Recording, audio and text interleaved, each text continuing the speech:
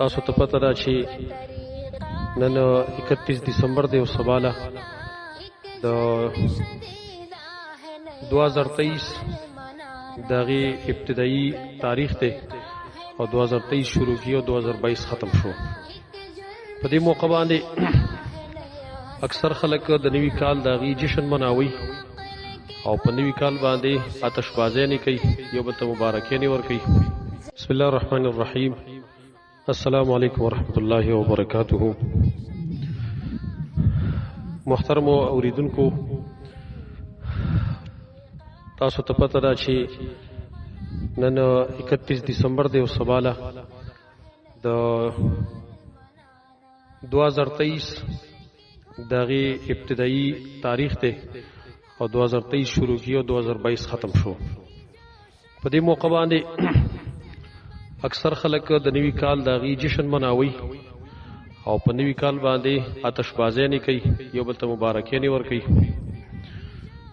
لول زه د ټولو ورونو ته پیغام ورکول غواړم چې 2022 ختم شو، په دې باندې خوشحالي مناوهل او په دې باندې آتشبازي کول او نوې کال راتل دا یو غیر شرعي رسم دی او یو غیر شرعي کار دی چې زموږ ټول مسلمانان پکې مبتلا دي. بلکې په دې باندې موږ له خفګان پکارو، یو غم پکارو چې یو کال زموږ تیر شو.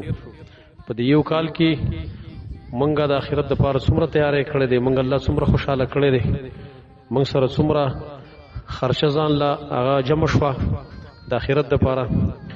دا فکر او دا سوچ هر چا لپاره پکارو او په دې باندې خفګان پکارو چې زمونږ مرګ ته یو کال بل کم شو او دا روان کال بام پکې ختم شي. په دې باندې خفګان پکارو، لیکن نن د افسوس مقام دار چې زمونږ ټول مسلمانان رونه ای په دې موقع باندې آتشبازي نه کوي، یو بل ته مبارکي نه ور کوي، بلکې دغه نه اخوا په دې موقع باندې خلک ډم چورې نیم کوي، ګړاګان نیم کوي، غانې اوري چې نوې کال راغی، زوړ کال چې کوم دی ختم شو.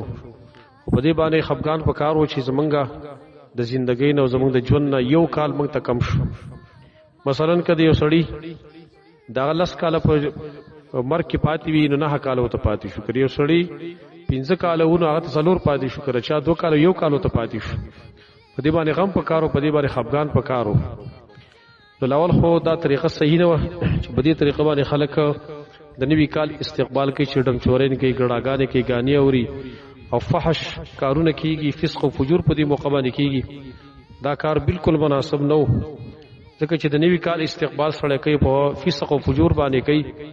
نو په دغه کال کې به سړی صد الله تابعداري وکړي او د الله او د رسول لغي د احکام تابعداري وکړي او آخرت د پاره بس تیاری وکړي چې سړی د کال ابتدا هغه د فسق او فجور نه وکړي، نو د آینده کال برادت څه د خیر تمدن نه سړی وکړي. لہذا ما ټول مسلمانانو ته پیغام دی چې تاسو په دې موقع باندې سوال کوئ، دعا کوئ چې الله یو کال خو زموږ د عمر نه کم شي، دا آینده کال په موږ باندې په داسې حالات تیر کې چې ته زموږ نه خوشاله شي، موږ آخرت د پاره به تیاری وکړو او په دې کې د مسلمانانو د خیر سوالونه وکړو چې الله دا په موږ باندې په خیر تیر کا، د عذابونو پکې محفوظ وساته او دا کم د بد حالي چې په دې ملک باندې دا کم آفت راغله دی او خاص کر په پاکستان باندې په نور ملکونو باندې یا الله دې موږ محفوظ وساته. دا دعاګانې کول پکارو.